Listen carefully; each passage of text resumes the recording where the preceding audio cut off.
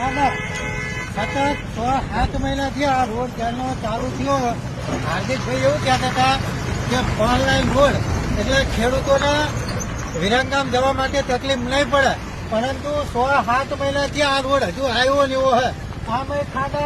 આમે ખાડા એટલે જનતાના ટ્યાગથી આ સરકાર ચાલે છે.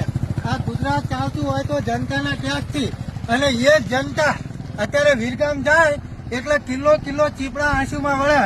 આ તમે જોઈ લો બે બાજુના રોડ રસ્તા. અને આજે અમે આમ આદમી પાર્ટી દ્વારા આ સુરેન્દ્રનગર હાઈવે ઉપર રામધૂન કરવાના છીએ અને તાણ પણ કરવાના છીએ, કારણ કે 6 મહિના ઉપર સમયગાળો થયો એમ છતાં રોડ રસ્તાનું કાર્ય હજુ ચાલુ થયું નથી. ઘણી બધી તકલીફ છે.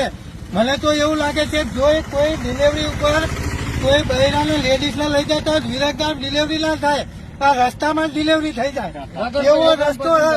આ ડોક્ટરની જરૂર પડે નહીં.